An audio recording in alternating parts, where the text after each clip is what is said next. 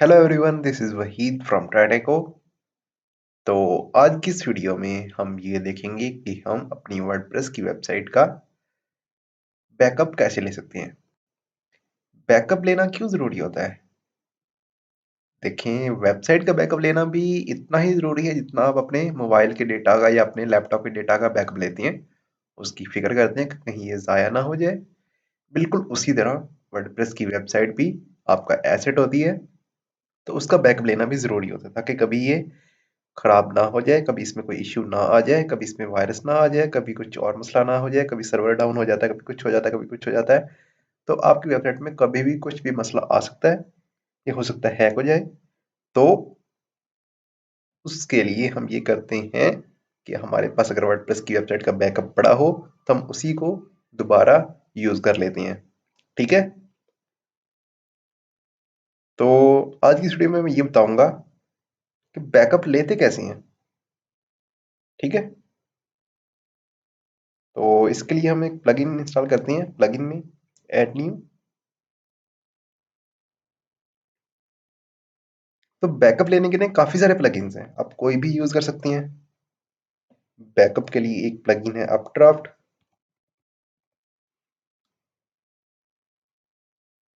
ये वाला प्लगइन है। ठीक है, इसको भी यूज़ कर सकते हैं। इसी तरह एक और प्लगइन है all in one WP migration, ये वाला प्लगइन है। ये देखिए सबसे ज़्यादा डाउनलोड इसकी हैं। ठीक है, और इसी तरह और भी काफ़ी सारे हैं, जैसे कि डब्ल्यूपी विवेड है, ये वाला। तो आप जो मर्ज़ी यूज़ करना चाहें वो यूज़ कर सकती हैं।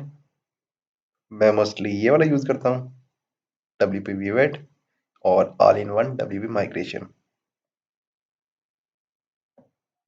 वैसे आप एक भी यूज़ कर सकती हैं, आप दो यूज़ करना चाहें दो यूज़ कर लें, जो आपको पसंद हो आप वो यूज़ करें। ठीक है, आपने ये तीनों यूज़ करके पहले देख लें, आपको जो पसंद आता है, जो आपको ईज़ी लगता है, आप वो यूज़ करें। तो इसमें मैं ये वाला यूज़ करता हूँ, क्योंकि ये वाला प्लगइन मुझे ईज़ी लगता है, मुझे ज़्यादा फ्रेंडली लगता है, तो इसलिए मैं इसको यूज़ करता हूँ। एक्टिवेट करता हूँ,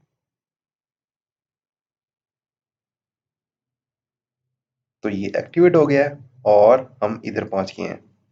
ये देखिए लिखा रहा है बैकअप नाउ, इस पे जब हम क्लिक करेंगे तो ये बैकअप ले लेगा हमारी वेबसाइट का। वेबसाइट में क्या-क्या चीज़ें होती हैं? वेबसाइट में 2 चीज़ें होती हैं वर्डप्रेस की वेबसाइट में। वर्डप्रेस की वेबसाइट, एक तो वर्डप्रेस की अपनी फाइल्स होती हैं और दूसरा हमारी डेटाबेस होती है। कोई भी वेबसाइट है ना, फॉर एग्ज़ाम्पल हमारी ये वेबसाइट है या कोई भी और वर्डप्रेस की वेबसाइट है, उसमें 2 चीज़ें होंगी। एक वर्डप्रेस की फाइल्स होंगी, ठीक है? जहाँ पे हमारी भी फाइल्स पड़ी होंगी, जैसे कि हमारी ये पिक्चर कहीं पे पड़ी होगी, ठीक है? या हमारी जो थीम हमने इंस्टॉल की है वो कहीं पे पड़ी होगी, हमने जो प्लगइन इंस्टॉल किए हैं उसकी फाइल्स पड़ी होंगी, हमारी फाइल मैनेजर में कहीं ना कहीं पड़ी होंगी, हमारे सर्वर की बात है ये।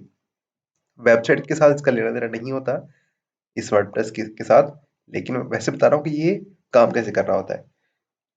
ये जो फाइल्स हैं, कुछ डेटाबेस की फाइल्स होती हैं, कुछ वर्डप्रेस की फाइल्स होती हैं, दोनों मिलके एक वेबसाइट को चला रही होती हैं हमारे सर्वर पे, जिसको हम होस्टिंग भी कहते हैं, या फिर क्या कहते हैं,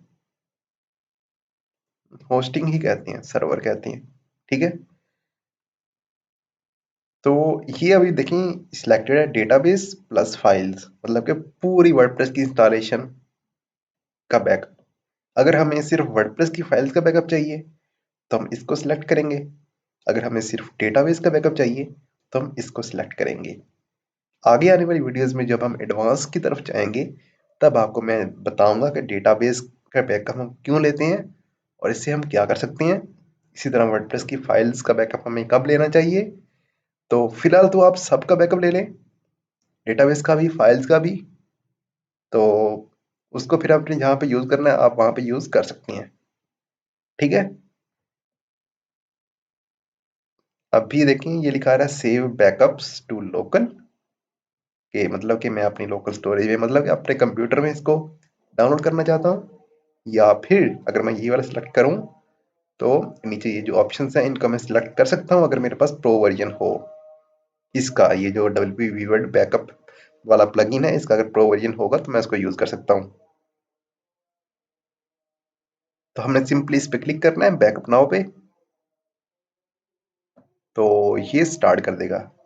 इधर देखें तो ये थोड़ा टाइम लेगा कंप्लीट होने में। जब ये कंप्लीट हो जाएगा तो इसको हम डाउनलोड कर सकते हैं, और डाउनलोड करने के बाद हम इसको जब चाहें दोबारा इंपोर्ट कर सकते हैं। तो ये देखें लिखा आ गया one backup task has been completed. तो हमने जो बैकअप लेना था वो ले हो गया है। इसको हम कहाँ पे देख सकते हैं, हमने स्क्रॉल करना है और ये देखें ये डाउनलोड का बटन भी आ रहा है। इस पे क्लिक करके तो यहाँ से हम इसको डाउनलोड कर सकते हैं। ये ज़िप फाइल में डाउनलोड होगा। ये देखें ये 68 MB की फाइल है, ज़िप फाइल है।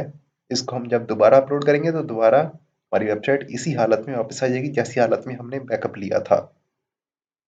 बैकअप तो आप डाउनलोड कर लोगे। फॉर एग्जांपल आपकी वेबसाइट में इशू आ गया है या फिर आपने फुल वेबसाइट को न्यू बनाया है, आपका पूरा वर्डप्रेस लॉस हो गया, कुछ भी आपके पास नहीं है, आपने दोबारा से वर्डप्रेस इंस्टॉल किया जो कि बिल्कुल न्यू था, फिर आपने इसी स्टेट पे वापस आना है, इसी जगह पे सारा कुछ आपने यही कुछ वापस लाना है अपना, मतलब जैसे अपना मोबाइल का डेटा आप कहीं और जगह सेव कर लेती हैं और फिर मोबाइल को रीसेट कर देती हैं।